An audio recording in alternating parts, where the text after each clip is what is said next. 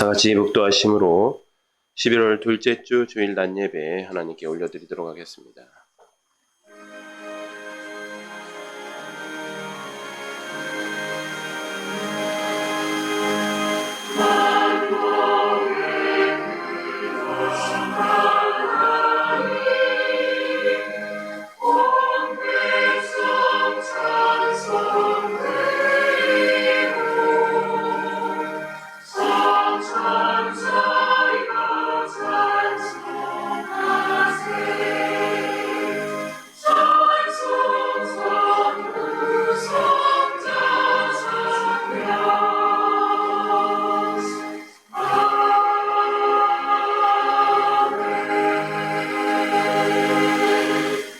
하나님은 영이시니 예배하는 자가 영과 진리로 예배할지니라.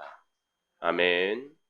이 시간 함께 일어나셔서 찬송 20장 함께 찬송하시겠습니다.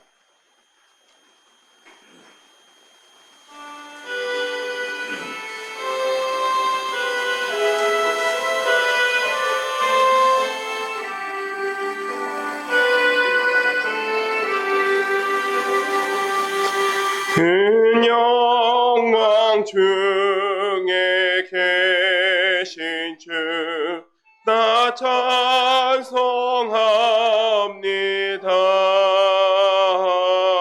영원히 계신 주 이름 나 찬송합니다.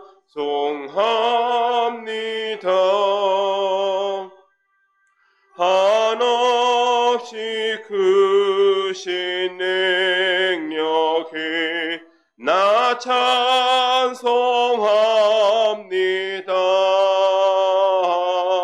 참되고 미쁜 그 언약 나 찬송합니다. 온 천지 창조하시던 그 말씀 힘있어 영원히 변치 않는 줄라 믿사옵니다.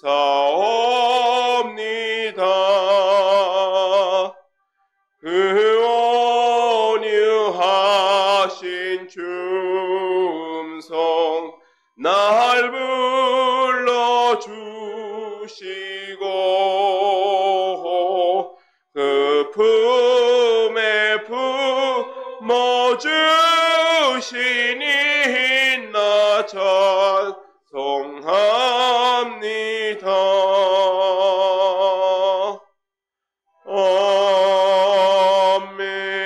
아멘. 이 시간 성시교독 19번, 교독문 19번 함께 교독하시겠습니다. 허물의 사함을 받고 자신의 죄가 가려진 자는 복이 있도다.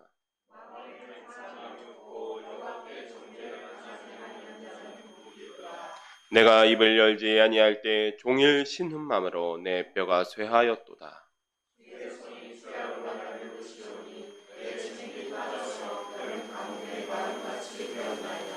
주께 내 죄를 아뢰고 내 죄악을 숨기지 아니하였더니 이로 말미암아 모든 경건한 자는 주를 만날 기회를 얻어서 주께 기도할지라.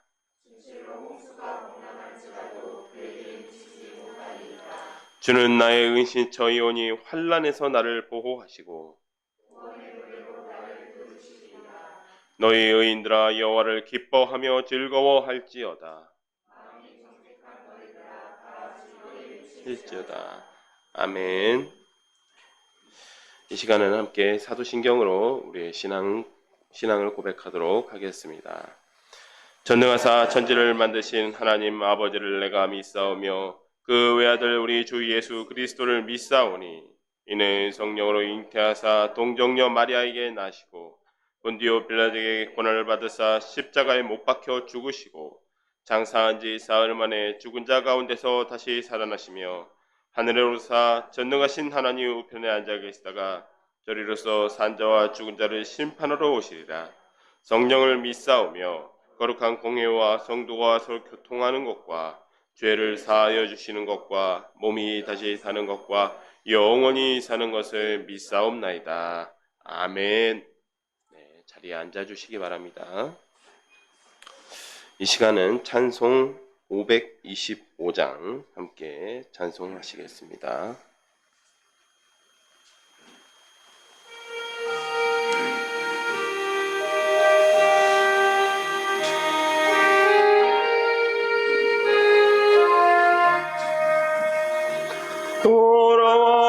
돌아와 돌아와 마음이 고난이요 길이 참 어둡고 매우 험악하니 집을 나간 자여 어서와 돌아와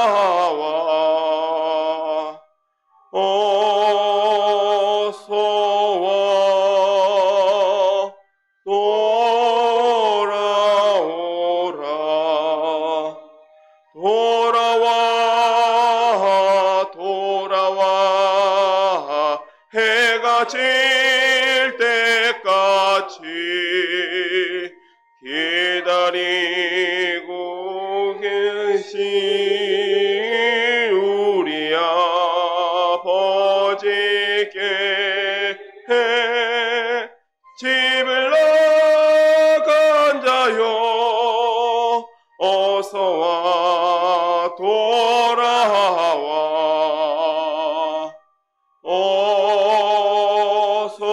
어서와 돌아오라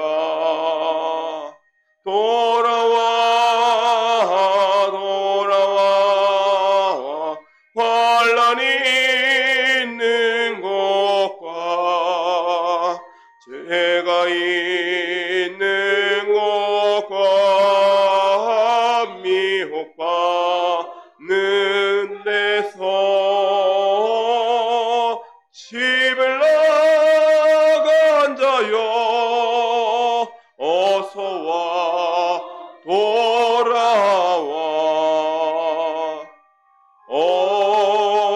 어서와 돌아오라 돌아와 돌아와 집에 돌아오라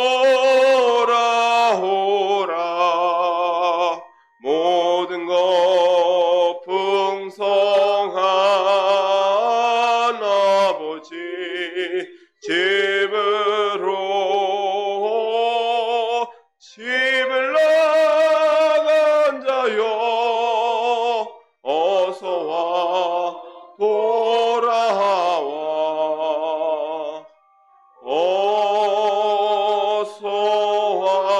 어서와 돌아오라. 아멘. 네, 이 시간 이은주 성도님 나오셔서 우리를 대표하여 기도 인도해 주시겠습니다.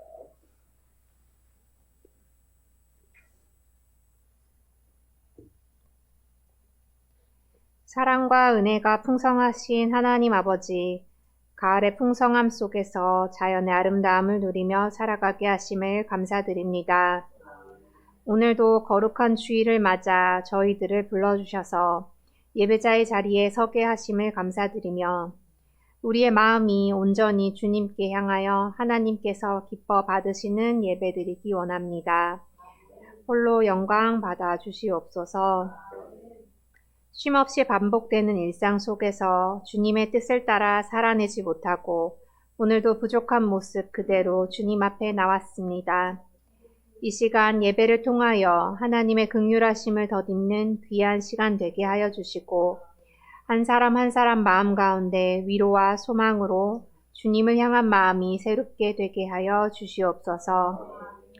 직장에서, 학교에서, 가정에서 바쁘게 한 해의 끝을 향하여 달려온 시간 속에서 우리가 그 열매의 크기와 결실을 다 알지 못하기에 주님께서 완성해 주신 것들로 영광 돌릴 수 있기를 소망합니다. 다가오는 추수감사 주일을 기쁨으로 준비하고 맞이하는 우리 모두가 되게 하옵소서. 우리 샤론 교회를 너무나 사랑하시는 주님, 모두가 소망을 품고 기도해 온 것을 기억하시고 응답해 주셔서 감사를 드립니다. 지금은 눈에 보이는 것이 없고 미약하지만 주님의 때에 완벽하게 이루어 가실 샤론 교회의 모든 일들을 기대하며 기도합니다. 세우신 간사님 위에 함께하여 주셔서 은사와 달란트를 더욱 견고하게 풍성하게 더하여 주시고 이 시대에 하나님께서 찾으시는 한 사람이 되게 하옵소서. 또한 교회를 세워가는 일에 여러 가지 모양으로 섬기는 자리마다 기억하여 주시고 곳곳마다 주님의 은혜로 풍성하게 하여 주시길 간절히 기도합니다. 오늘도 들려주시는 말씀 가운데 은혜를 더하여 주시고 듣는 저희들 마음밭에 잘 심겨지는 결실이 있게 하옵소서. 이 시간 온라인으로 예배드리는 장소마다 동일한 은혜 주시기를 원하오며 우리의 소망이 되시는 주 예수 그리스도 이름으로 기도드렸습니다. 아멘.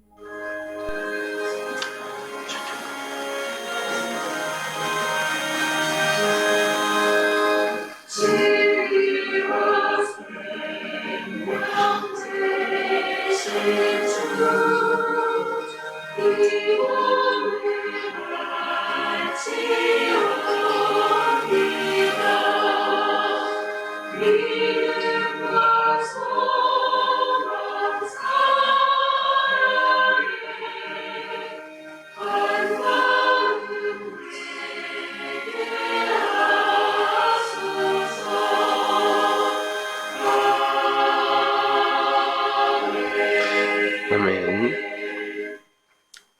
네, 이 시간 우리에게 주신 하나님의 말씀은 예레미야 4장 1절부터 4절까지 말씀입니다. 구약성경 1055페이지에 있습니다.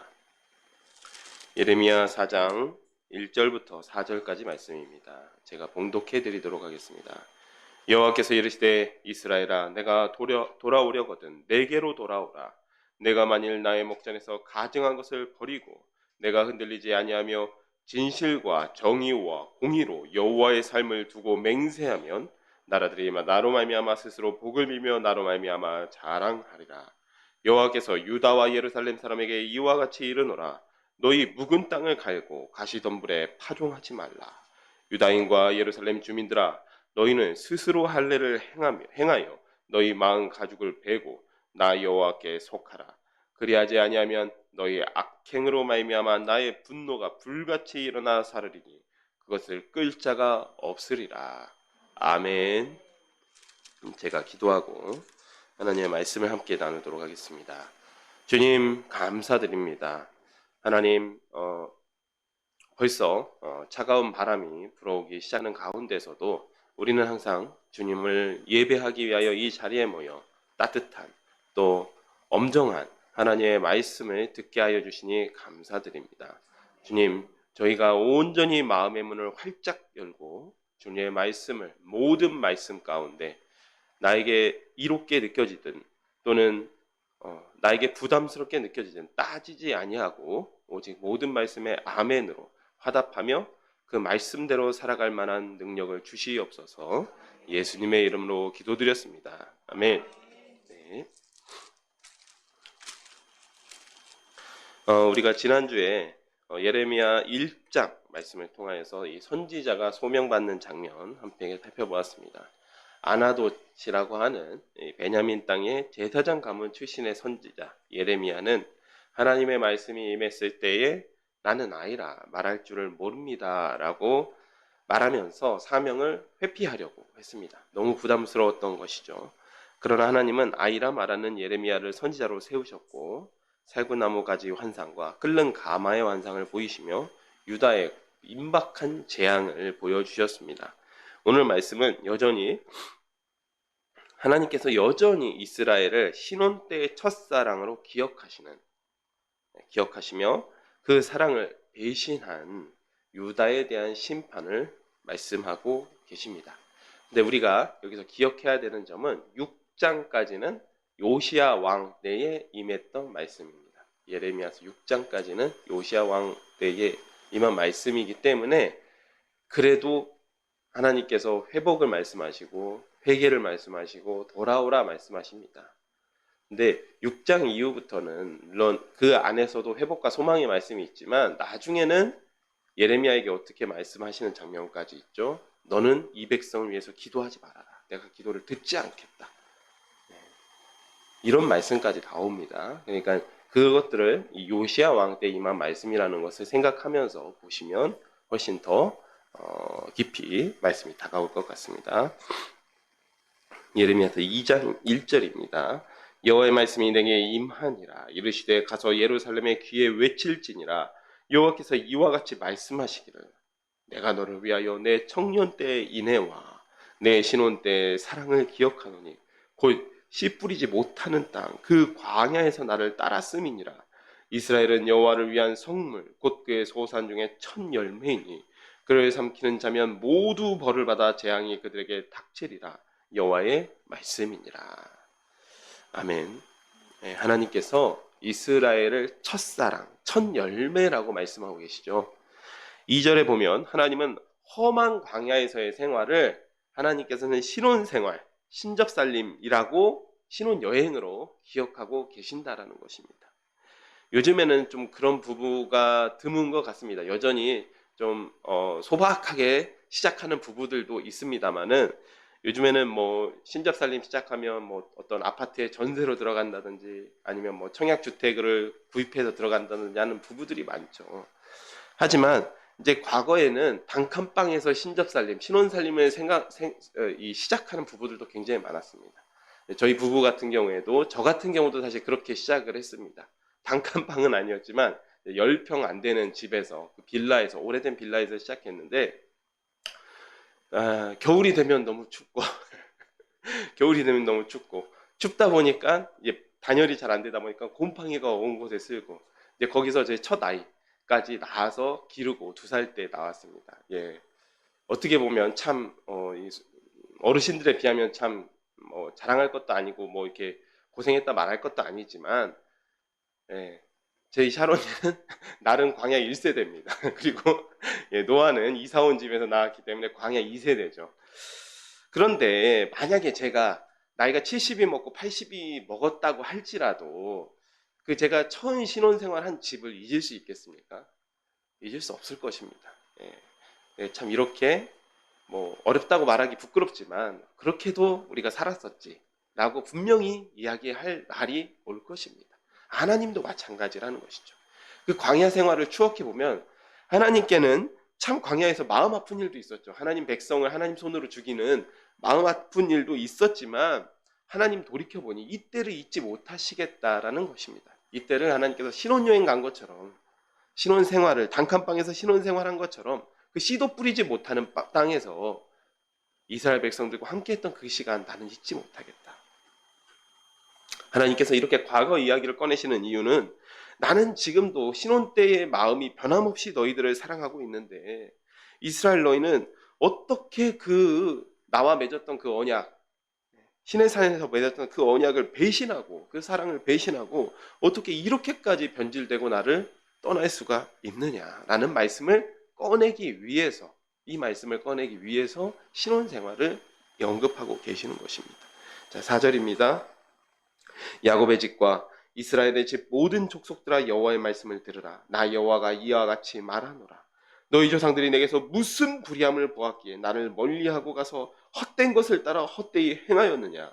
그들이 우리를 애굽 땅에서 인도하여 내시고 광야 곧 사막과 구덩이 땅 건조하고 사망에 그늘진 땅 사람이 그곳으로 다니지 아니하고 그곳에서 사람이 거주하지 아니하는 땅을 우리에게 통과하게 하시던 여호와께서 어디 계시냐 하고 말하지 아니하였도다. 내가 너희를 기름진 땅에 인도하여 그것의 열매와 그것의 아름다운 것을 먹게 하였거늘 너희가 이리로 들어와서는 내 땅을 더럽히고 내 기업을 역겨운 것으로 만들었으며 제사장들은 여호와께서 어디 계시냐 말하지 아니하였으며 율법을 다루는 자들은 나를 알지 못하며 관리들도 나에게 반역하여 선지자들은 바알의 이름으로 예언하고 무익한 것들을 따랐느니라. 그러므로 내가 다시 싸우고 너희 자손들과도 싸우리라. 여호와의 말씀이니라. 너희는 기띔 섬들에 건너가 보며 게달에도 사람을 보내 이 같은 일이 있었는지를 자세히 살펴보라. 어느 나라가 그들의 신들을 신 아닌 것과 바꾼 일이 있느냐. 그러나 나의 백성은 그의 영광을 무익한 것과 바꾸었도다. 너 하늘아, 이 일로 말미암아 놀랄지어다. 심히 떨지어다. 두려워할지어다. 여호와의 말씀이니라. 내 백성이 두 가지 악을 행하였나니 곧 그들이 생수의 근원되는 나를 버린 것과 스스로 웅덩이를 판 것인데 그것은 그 물을 가두지 못할 터진 웅덩이들이니라. 하나님께서 이 말씀을 꺼내시는데 참 구구절절하십니다. 자, 5절에 보면 너희 조상들이 나에게 무슨 불의함을 보았기에 나를 떠났냐. 내가 너희에게 서운하게 한 것이 무엇이냐. 있으면 말 좀 해봐라 라고 말씀하십니다. 또 6절에 그들이 애굽 땅과 험한 광야, 하나님께서는 이 신혼생활, 신혼여행으로 기억하시던 그 생활을 잊어버리고 남편을 찾지도 않는다라는 것이죠. 남편이 어디 있느냐라고 찾아보지도 않는다라는 것입니다. 또 7절, 하나님께서 기름진 땅에서, 이제는 가나안의 기름진 땅에서 열매를 맺게 했는데, 즉 생활비도 꼬박꼬박 갖다 줬는데, 생활비로 신혼집, 이스라엘 그 땅에 외간 남자를 들여서 신혼집을 더럽혔다라고 말하고 있습니다. 내가 준 그 생활비로 마련한 그 신혼집에서 어떻게 외간 남자, 그러니까 이방 신들을 들여다 그 땅을 더럽힐 수가 있느냐. 그 결과는 8절이 되겠습니다. 제사장들은 여호와를 찾지도 아니하고 율법을 다루는 제사장, 레위인 이런 사람들도 나를 알지 못하며 관리들은 반역하고 선지자들은 바알의 이름으로 예언하고 있다. 예, 므낫세 때 일이죠. 예, 바알의 이름으로 예언하고 있습니다. 자, 그리고 이제 9절에 보면 하나님께서 내가 다시 싸우고 너희 자손들과 싸우겠다. 이제 한번 대판 한번 구구절절 누가 오른지 한번 가려보자라는 것이죠. 그리고 기띔, 이 키프로스죠. 게달, 아라비아입니다. 거기 한번 건너가서 한번 찾아봐라. 라고 이런 이방인들 가운데 이런 일이 있었는지 한번 찾아보라라고 말씀하고 계십니다. 자, 그런데 이 하나님의 백성이 하나님과 싸우면 무슨 일만 남은 것입니까? 망할 일밖에 없는 것입니다. 이제는. 자, 그리고 하나님께서 말씀하시는 것. 13절, 내 백성이 두 가지 악을 행하였다라고 말씀하고 계십니다. 첫 번째는 생수의 근원이신 하나님을 버리고 우상 숭배를 했다라는 것입니다. 두 번째는 스스로 웅덩이를 팠다라는 것이죠. 여기서 웅덩이는 물을 가두어두는 저수지를 이야기합니다. 저수지를 왜 만들죠? 이스라엘 땅은 비가 많이 오지 않기 때문에 저수지를 만들어서 비가 내릴 때에 그 물을 잘 가두어 두어야 풍년이 들게 할 수가 있는 거죠. 또 비가 오지 않을 때를 대비해서 그 농사를 잘 지을 수가 있는 것입니다. 저수지를 만든 것이 죄라는 의미가 아니라 생수의 근원 되시는 하나님을 버리고 자기 살 길을 찾았다라는 것이 죄가 된다는 것입니다. 자기 살 길을 찾았다는 것은 이후에 바로 설명이 나오지만 이방의 강대국들을 섬겼다라는 것입니다. 농사의 이익을 위해서, 농사를 잘 짓기 위해서 저수지를 파는 것처럼 이스라엘이 강대국을 따라간 이유는 약소국인 이스라엘이 살아남기 위해서 그랬던 것이죠. 그러나 하나님께서는 그 웅덩이가 터진 웅덩이라고 말씀하고 계십니다. 살아남기 위해서 애국과 아수르 같은 강대국을 따라갔는데 만복의 근원 되신 하나님을 버렸기 때문에 이 모든 일이 무익하다라고 말씀하십니다. 터진 웅덩이다. 터진 웅덩이에 물 채워봤자 그 물 다 어디 가겠습니까? 14절부터는 구체적으로 이스라엘이 어떻게 하나님을 버리고 우상숭배를 했고 애국과 아수르를 따라간 일이 왜 그것이 터진 웅덩이가 되었는지 말씀하고 있습니다. 이스라엘이 종이냐 씨종이냐 어찌하여 포로가 되었느냐. 여기서 씨종은 나면서부터 노예된 자를 씨종이라고 이야기합니다. 그러니까 종에게서 태어나서 종이 된 자가 씨종이죠.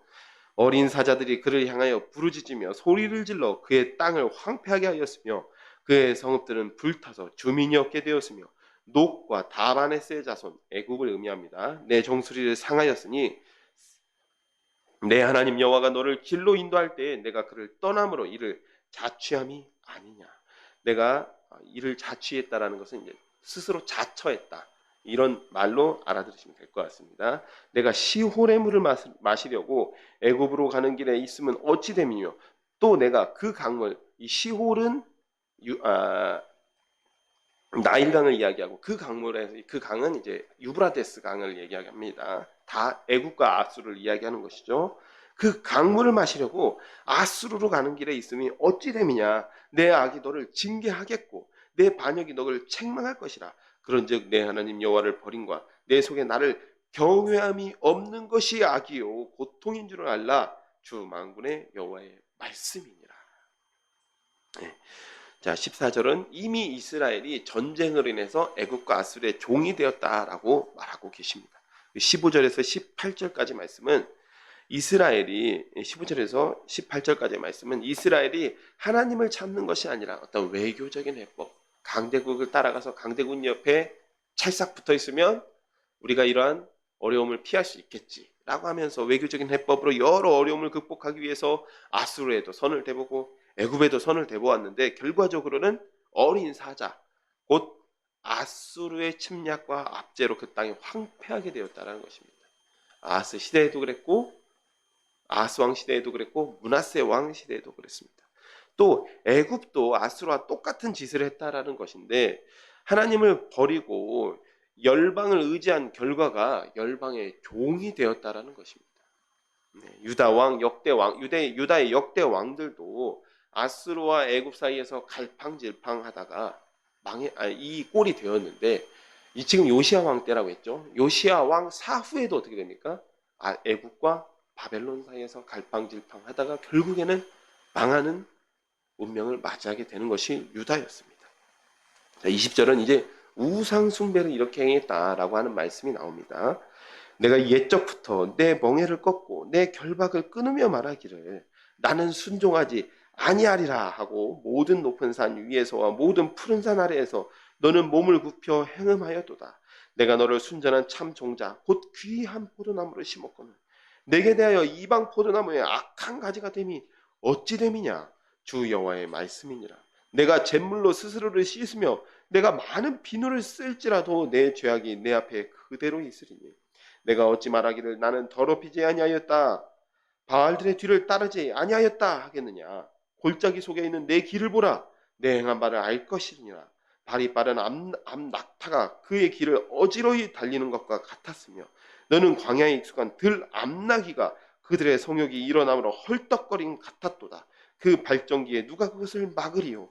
그것을 탔는 것들이 수고하지 아니하고 그 발전기에 만나리라. 내가 또 만나기는 내 발을 제어하여 벗은 발이 되게 하지 말며 목을 가라게 하지 말라 하였으나 오직 너는 말하기를 아니라 이는 헛된 말이라. 내가 이방 신들을 사랑하였은즉 그를 따라가겠노라 하노라. 자, 20절은 이전부터 이스라엘은 하나님께 순종하지 아니하였던 자들이라는 말씀입니다. 모든 높은 산과 푸른 나무 아래에서 우상 숭배를 합니다. 21절은 이런 이스라엘을 보시는 하나님의 한탄입니다. 이사야서에서 나왔던 포도원의 노래와 같은 것이죠. 극상품 포도를 심었더니 들포도를 맺었도다. 이 말씀과 같은 것입니다. 22절은 그 결과가 아무리 많은 잿물, 비누죠. 예전에 이제 그 비누 만들기를 여러분들이 해보셨는지 모르지만 보통 잿물, 양잿물 사용하죠. 잿물로 네 죄를 씻어봐라. 아무리 그 너희 죄를 빨아봐라. 그렇지만 그 죄가 그대로 있을 것이다. 라고 말씀하십니다. 23절에서 25절 이스라엘은 여전히 뻔뻔하게 자기들은 우상 숭배를 하지 않았다라고 항변합니다. 왜 그럴까요? 지금 요시야 왕 때죠. 요시야 왕 때입니다. 종교개혁을 하고 우상을 불태우고 나니 우리 우상 숭배한 적 없어요. 그런 적 없는데요. 라고 뻔뻔하게 지금 오리발 내밀고 있는 것입니다.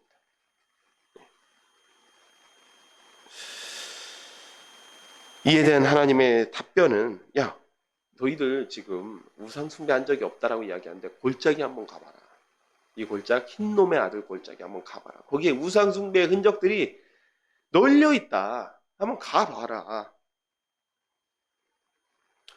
발 빠른 암나기가 정신없이 달려가듯이 지금 그 모습을 표현한 겁니다. 정신없이 달려가듯이 정신없이 너희들 달려가서 우상숭배하지 않았느냐. 또 이 들 암나기가 발전기에 헐떡거린다라고 합니다. 발전기가 되면 막 이렇게 헐떡헐떡거리는데 너희들이 그렇듯이 그 성욕이 동안 그 들 암나기가 헐떡거리듯이 그렇게 우상숭배에 적극적으로 우상숭배하지 않았느냐. 하나님께서 이스라엘을 낙타와 들 암나기에 비유한 것은 그들의 우상숭배를 도저히 막을 수도 없고 말릴 수도 없는 상태였다라고 말씀하시는 것입니다. 또 25절은 여기 보면 내 발을 제어하되 뭐 이렇게 이야기하는데 여기서 너가 이 창녀를 비유하여서 이야기하는 것입니다. 이스라엘을. 신발이 해지고 목이 마르도록 행음하면서 돌아가면서 신발이 해지는 것도 몰랐습니다. 또 목이 마르도록 창녀에게 내 발을 금하라 라고 했지만 듣지 않고 이방신들을 사랑하여 그들을 따라갔다라는 것인데 딱 이렇게 생각하시면 됩니다. 하나님이 지금 본인을 하나님 자신을 남편으로서 이야기하고 계시죠. 남편으로서 이야기하고 계시는데 하나님께서 이스라엘을 말리고 있습니다. 이스라엘이 막 바람을 피고 돌아다니고 있는데 말리는 거예요. 당신 그러면 어떻게 하냐? 당신이 지금 그러면 안 된다. 제발 그러지 말아라. 그러면서 말리고 있는데 아니다. 나는 진짜 사랑을 찾았다. 그러면서 딥을 뛰쳐나갔다라는 거예요.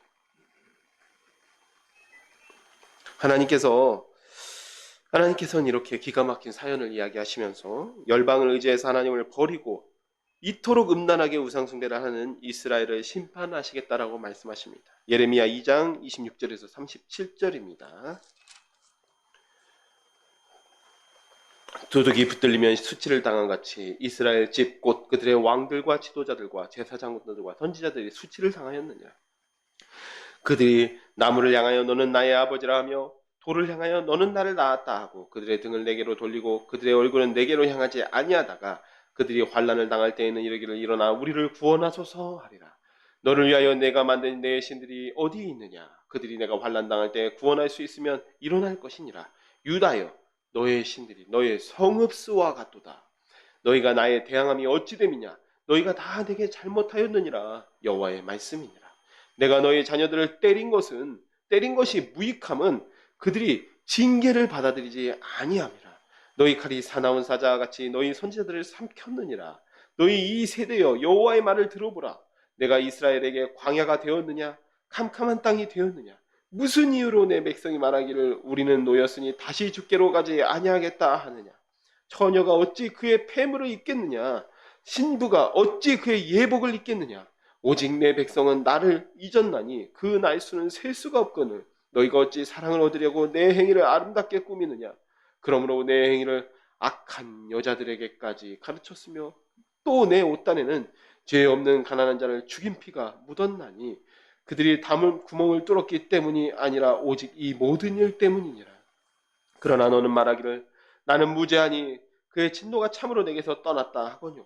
보라 내 말이 나는 죄를 범하지 아니하였다 하였으므로 내가 너를 심판하리라. 내가 어찌하여 내 길을 바꾸어 부지런히 돌아다니느냐. 내가 아수르로 말미암아 수치를 당한 같이 또한 애굽으로 말미암아 수치를 당할 것이라.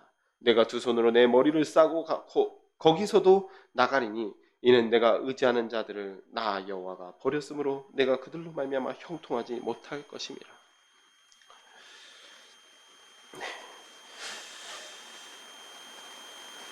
26절에서 28절입니다. 항상 심판에 대한 예언은 우리가 선지서들을 쭉 살펴보았기 때문에 심판에 대한 예언이 늘 누구부터 시작합니까? 지도자들부터 시작하죠. 마찬가지입니다. 지도자들의 우상 숭배에 앞장섰기 때문에 말 못하는 우상에게 너는 나의 아버지다. 당신이 나를 낳았다 라고 이야기하고 있습니다. 그러니까 환난의 때가 오면 너희 우상들에게 가서 그렇게 구원해달라고 이야기해라 라고 이야기하고 있습니다. 그리고 선지서를 보면 이 말씀이 너무 많이 나오죠. 이 말씀이 정말 많이 나옵니다. 이스라엘의 우상 숭배 이 세태를 하나님께서 이러한 풍경이 얼마나 마음에 걸렸으면 그러니까 다른 저희 노아가 다른 아저씨한테 가서 아빠라고 부르면 제가 얼마나 마음이 속이 상하겠습니까? 예. 그 말씀이죠. 지금 하나님께서 이게 두고두고 마음에 걸리시는 것입니다. 또 유다의 우상들이 유다의 성읍수와 같다. 유다 도시마다 섬기는 우상이 있다라고 말씀하고 계십니다. 29절에서 30절은 하나님께서 이스라엘을 징계했는데도 징계한 게 다 헛게 되었다. 헛된 게 되었다. 왜 그럽니까? 징계를 해도 가끔 가다가 뭐 매를 들 수도 있죠. 하나님께서 매를 드셨던 때도 있었습니다.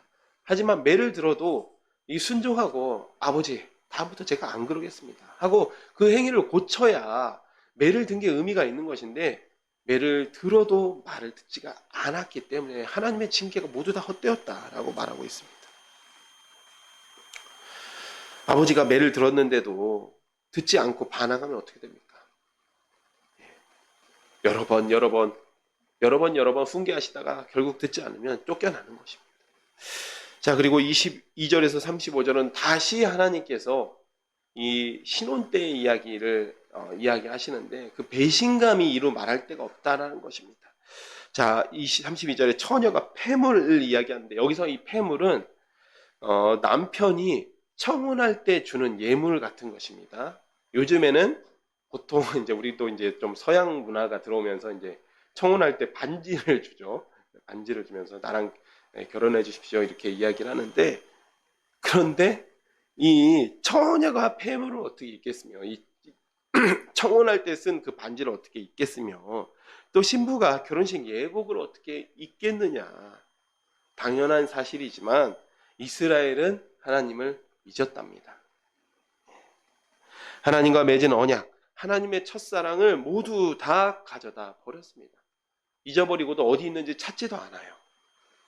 33절 남편의 사랑은 모두 잊어버린 주제에 다른 남자 우상을 위해서 그러니까 우상을 위해서 행위를 아름답게 꾸미고 악한 여자들 여기서 악한 여자라는 것은 이 뉘앙스적으로 음녀 혹은 창녀를 이야기합니다. 그들에게 가르칩니다. 이렇게 아름답게 한번 꾸며봐 하고 가르쳐 준답니다.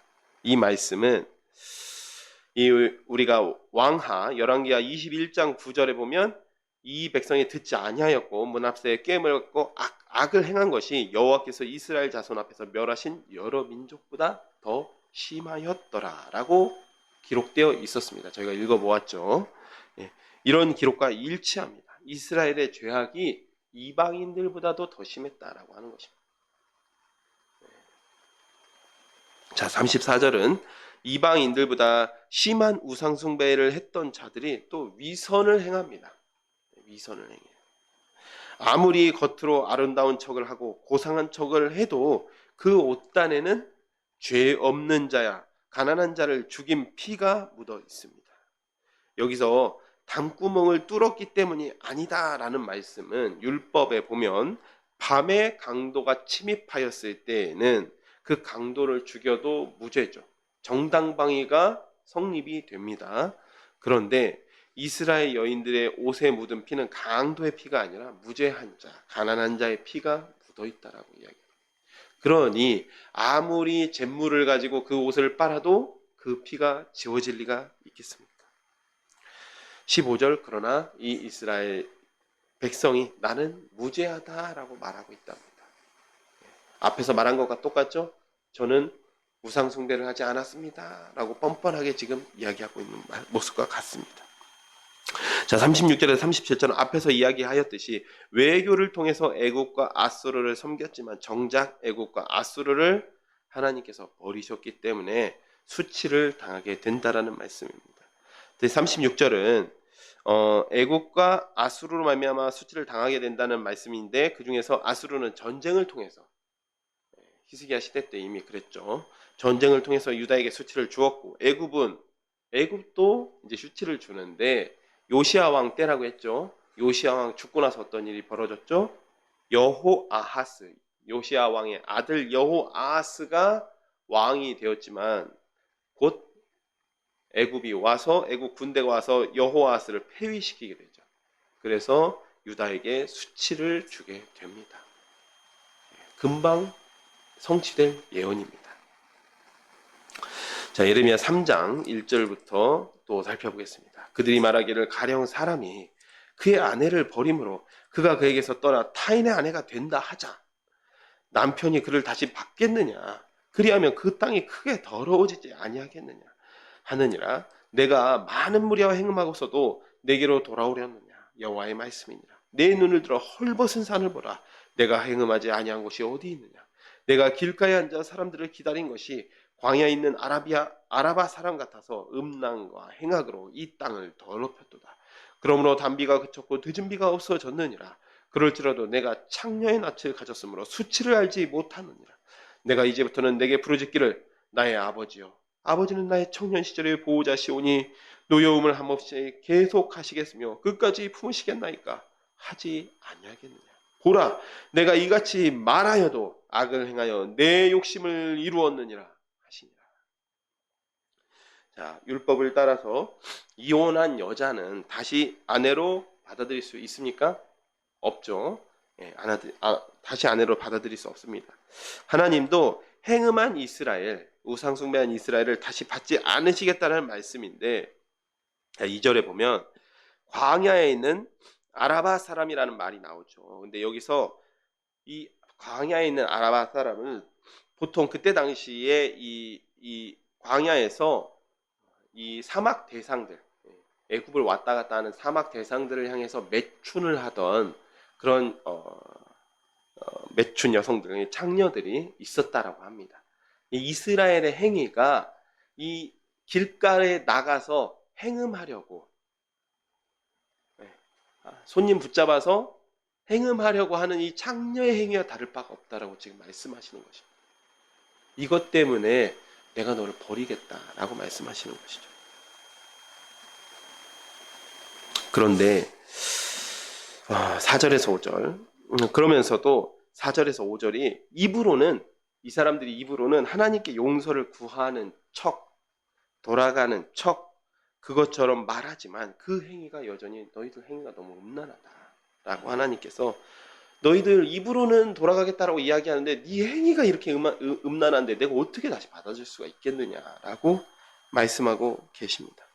여러분, 그런데 저는 이 장면을, 이 구절 딱 읽자마자 호세아 선지자가 생각났습니다.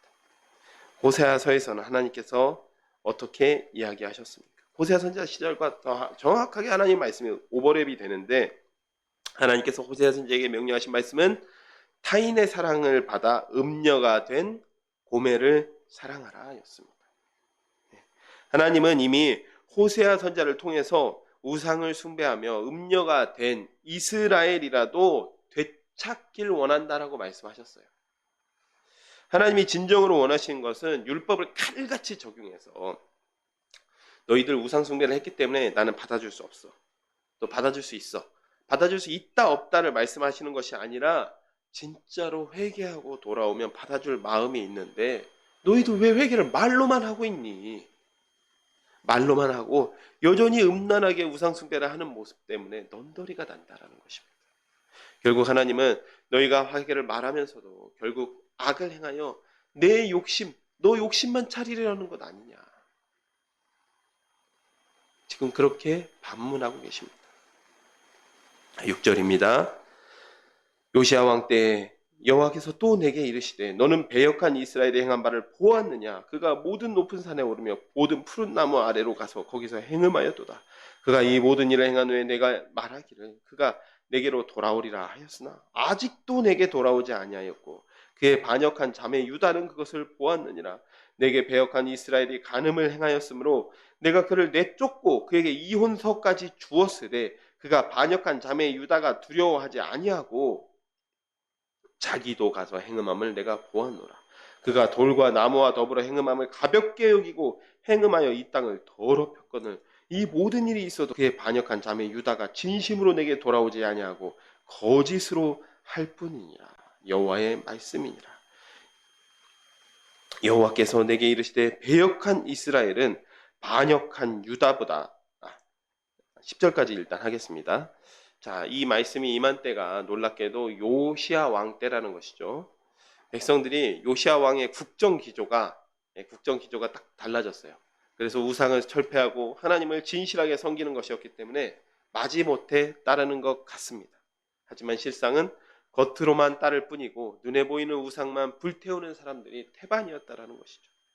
자, 10절까지의 말씀을 요약하면 유다는 그 자매 이스라엘이 우상 숭배해서 망하는 모습을 보았습니다.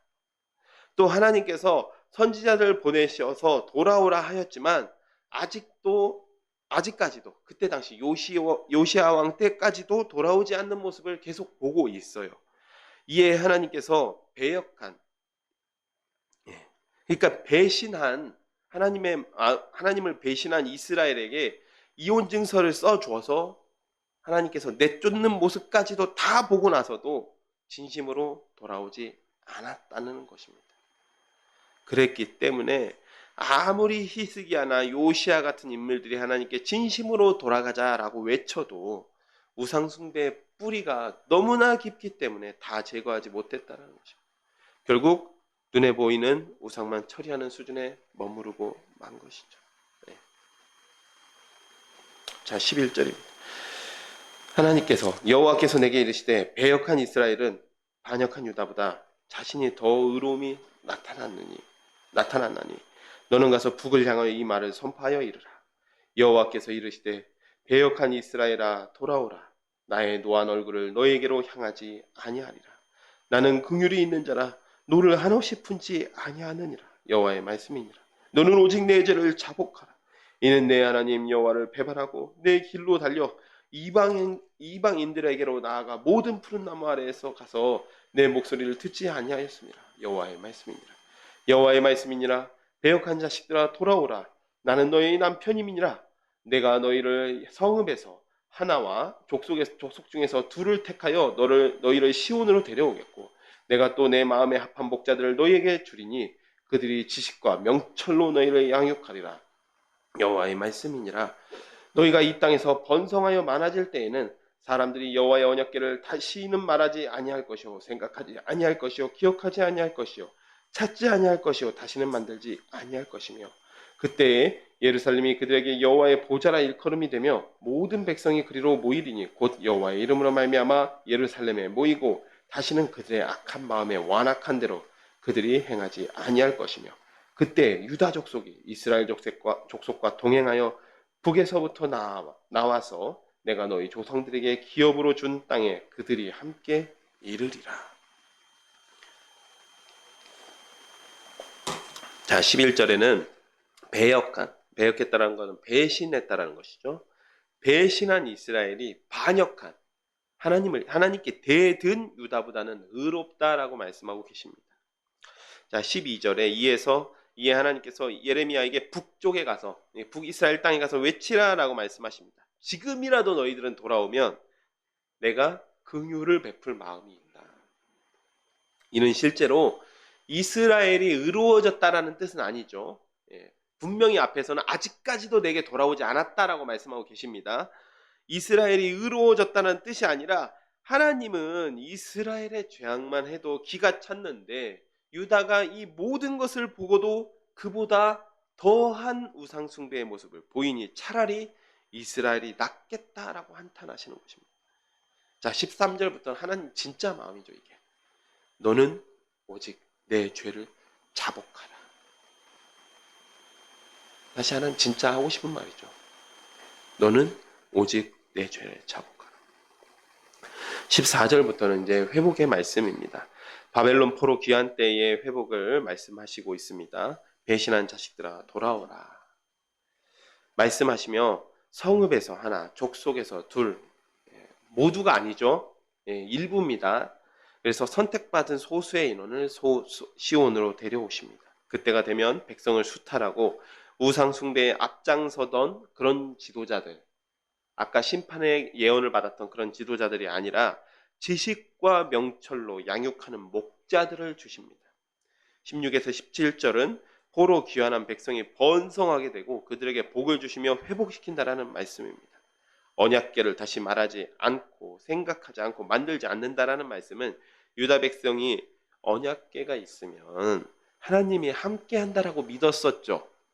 과거에 여러분 우리가 시간을 좀 돌이켜 보면 어떤 때가 있었냐면 엘리 제사장 시대에 블레셋과 전쟁할 때에 언약궤가 돌아오니까 하나님과 우리와 함께 하시니 우리가 이겼다라고 막 갑자기 사기가 올라갑니다. 그랬다가 전쟁 막상 했다가 박살이 났죠. 블레셋에게 박살이 났습니다. 그 죄는 회개하지 않고 언약궤만 함께하면 우리 하나님과 우리와 함께한다라고 생각했기 때문에 그랬죠. 즉, 이 이야기는 이 언약궤가 있으면 하나님과 함께한다고 믿었던 그런 형식적인 신앙의 모습이 아니라 예루살렘이 하나님과 보좌가 되는, 즉 실제로 하나님과 교제하고 실제로 하나님과 동행하는 그런 삶의 예배가 이루어지는 그런 회복이 이루어진다라는 의미입니다. 하나님은 이렇게 회복의 소망을 주시며 다시 회개를 촉구하고 있습니다. 예. 자, 19절부터 19절부터 22절입니다.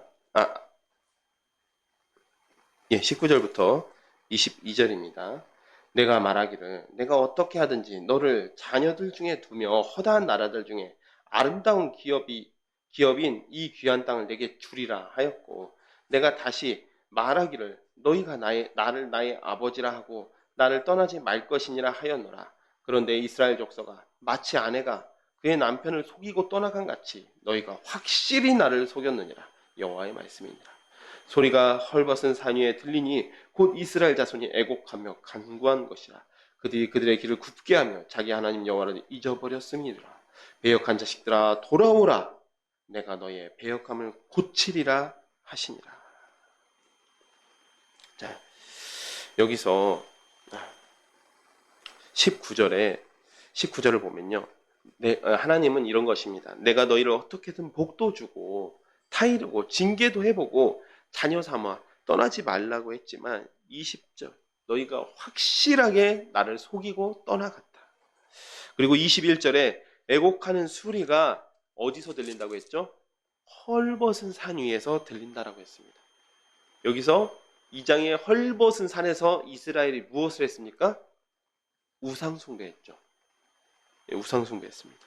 즉 하나님 앞에 나와서 뭔가 어려움을 당하거나 또는 고통을 당할 때 하나님 앞에 나와서 애곡하고 주님 우리가 잘못했습니다. 한 번만 우리를 용서해 주십시오 라고 고백하는 것이 아니라 그러한 애곡조차도 어디서 한다고요? 헐벗은 산 위에서 자기들이 섬기던 그 우상 앞에 가서 우리를 구원하소서 하고 있다라는 것입니다.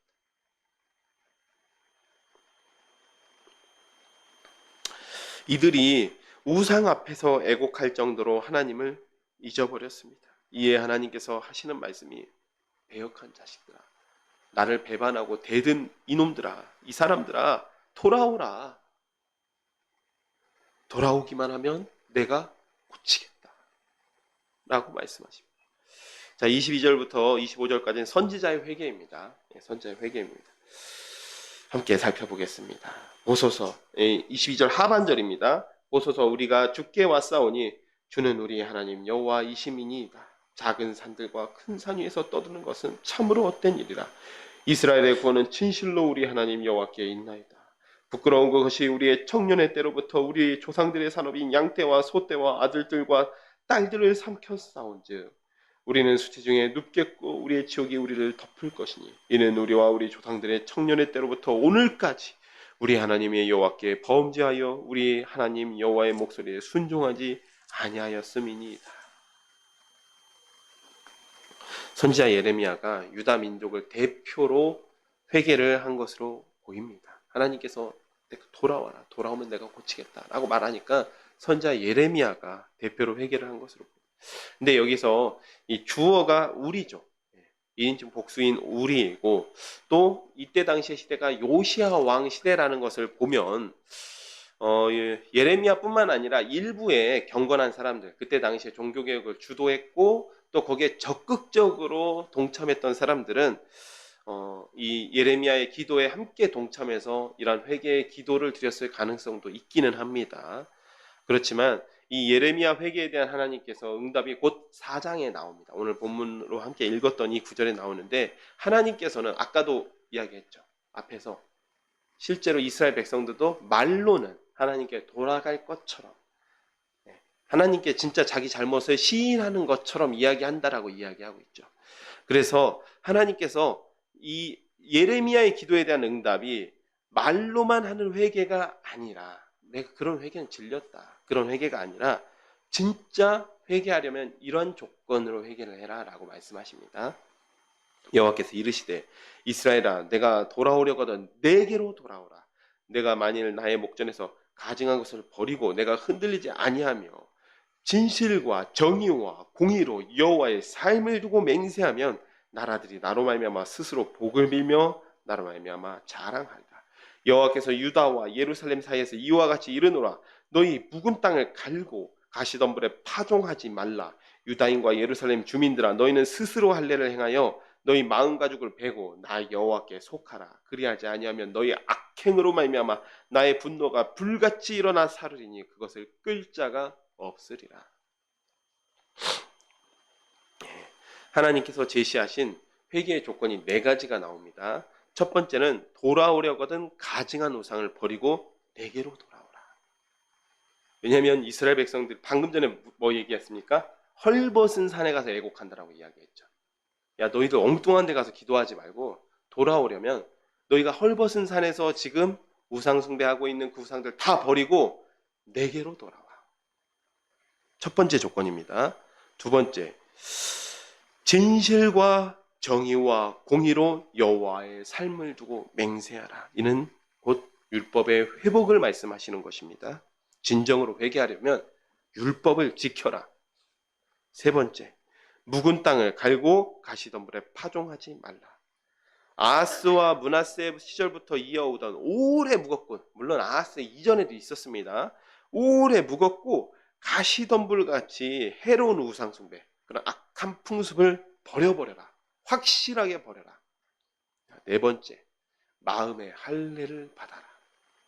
할례는 하나님의 백성의 증표였죠. 언약받은 백성의 증표가 할례였습니다. 그러나 몸에 받는 할례로는 부족하다. 진짜 하나님의 백성이 되려면 부정한 마음을 베어버리고 마음의 할례를 받아라 라고 이야기합니다. 이게 4가지가 하나님께서 말씀하신 진정한 회개의 조건입니다. 너희들 말로만 회개하지 마. 그리고 이 4가지, 이 조건으로 너희 돌아와라 라고 말씀하십니다. 특히 마지막에 마음의 할례를 받는다는 구절은 매우 시간이 흐른 후에 사도 바울이 다시 한번 인용을 합니다. 사도 바울이 이 할례에 대해서 이야기하시면서 다시 인용하면서 로마서 2장 29절에는 육체의 할례가 아니라 마음의 할례를 받으라는 말씀으로 이 사도 바울이 이제 발전을 시키는 것이죠. 이 말씀을 발전시키게 됩니다. 사랑하는 샤론의 가족 여러분, 오늘 하나님께서 이스라엘이 하나님을 배신했다라고 한탄하십니다. 이 배신했다라는 맛이 무엇입니까? 하나님은 여전히 이스라엘을 열렬하게 사랑하고 계십니다. 신혼 때처럼 내가 너희를 사랑하고 있다라고 말씀하시는 것이죠. 열렬하게 사랑하고 계신 하나님의 사랑을 배신했다라는 말입니다. 하나님은 여전히 이스라엘을 향한 첫사랑을 잊지 못하고 돌아오라고 말씀하시는데 이스라엘은 말로는 회개를 말하며 돌아갈 것처럼 하면서도 자기 욕심을 이루기 위해서 하나님을 속이고 있습니다. 속일 수 있다고 생각한 것이죠. 상황이 이러한데도 참으로 놀라운 사실은 하나님께서 부정한 일로 이혼당한 여인과 재결합하는 일이 정말 망신을 당하는 일이라는 것을 왜 모르겠습니까? 그 사실을 알면서도 여전히 첫사랑을 잊지 못하시고 돌아오라라고 말씀하신다라는 사실입니다. 정말 망신스러운 일이죠. 부정한 일이 발각돼서 떠나간 여자를 다시 맞아들이겠다는 것은 정말 하나님 망신입니다. 손가락질 받을 일입니다.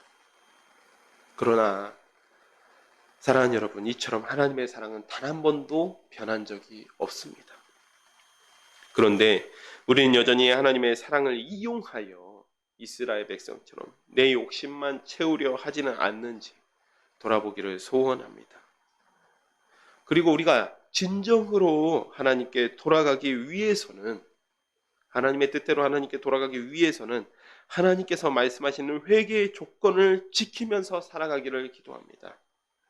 다른 존재가 아니라, 다른 무엇이 아니라 하나님께 돌아가며 율법을 회복하고 이전의 삶을 갈아엎고 마음의 할례를 받는, 하나님께 진정으로 돌아가는, 그래서 고침을 받는 우리 샤론의 가족이 되기를 축복하며 제가 기도하고 말씀을 맺도록 하겠습니다. 기도하겠습니다. 하나님 아버지, 참으로 감사드립니다. 오늘 예레미야 말씀을 통하여서도 하나님께서 여전히 그 음행을 하고 음란하게 우상을 섬기는 이스라엘 백성을 향하여서도 여전히 신혼 때에 그 사랑을 잊지 못하고 있노라고 고백하시는 하나님의 모습을 보게 됩니다. 하나님, 우리가 하나님의 그러한 사랑을 받을 만한 자격이 없는데도 불구하고 하나님의 무한하신 은혜와 그 사랑을 우리가 받고 있습니다. 주님, 그렇지만 여전히 우리는 그 사랑을 이용하여서 우리의 욕심만을 채우려 하지는 않는지 돌아보게 됩니다. 주님, 이제 우리가 주님께 돌아가기를 소원합니다. 말로만 돌아가고 말로만 회개하고 후회만 하고 눈물만 흘리는 그런 회개가 아니라 주님께서 명령하신 그 조건을 지켜가며 참으로 우리의 삶을 완전하게 갈아엎는 대대적인 회개, 대대적인 하나님께로 돌아가는 역사가 일어나게 하여 주옵소서. 감사하며 예수님의 이름으로 기도드렸습니다. 아멘. 네, 이 시간은 263장 함께 찬양하시며 준비하신 예물을 하나님께 올려드리도록 하겠습니다.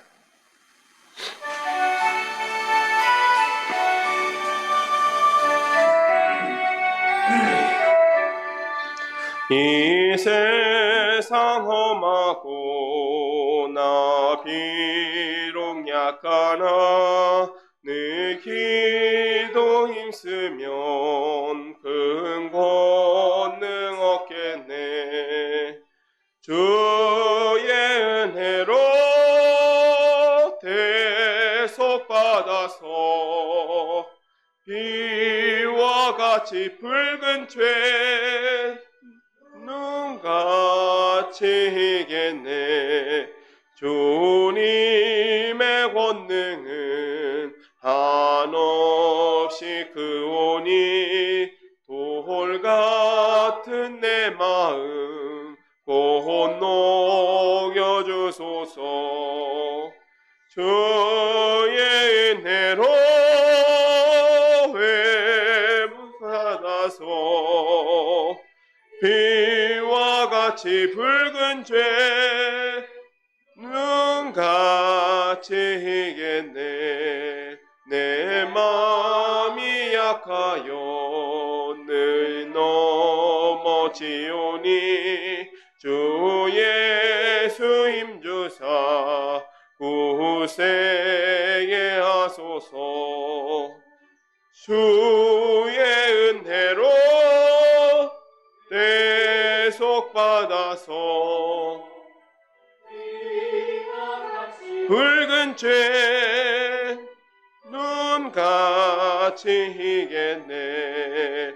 죄 사함 받은 후 새 사람 되어서 주 앞에 서는 날 늘 찬송하겠네.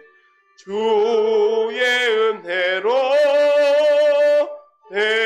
대속받아서 비와 같이 붉은 죄 눈같이 이겠네. 아멘.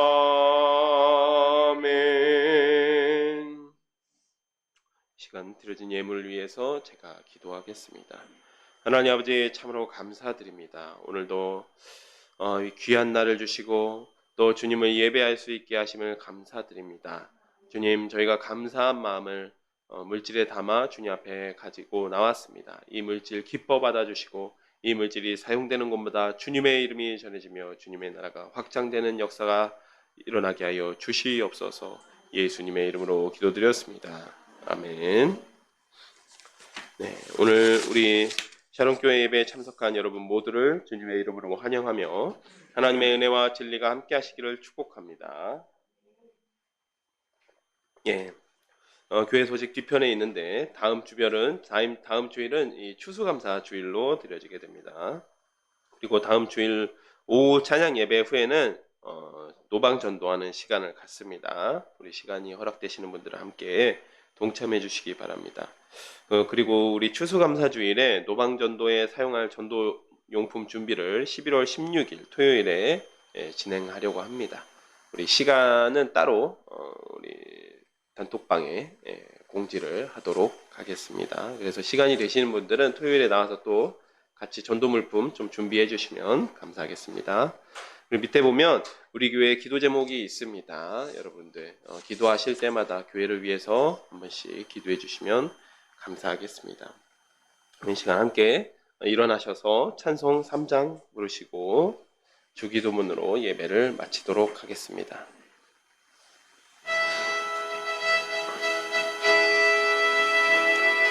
성부 성자와 성령 찬송과 영광 돌려 보내세 대초로 지금까지 또 영원 무궁토록 성삼위께 영광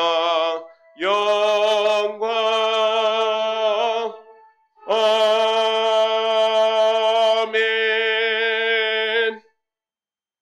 하늘에 계신 우리 아버지여, 이름이 거룩히 여김을 받으시오며 나라가 임하시오며 뜻이 하늘에서 이루어진 것 같이 땅에서 이루어지이다. 오늘 우리에게 일용할 양식을 주시옵고 우리가 우리에게 죄 지은 자를 사하여 준 것 같이 우리 죄를 사하여 주시옵고 우리를 시험에 들게 하지 마시옵고 다만 악에서 구하시옵소서. 내게 나라와 권세와 영광이 아버지께 영원히 있사옵나이다. 아멘.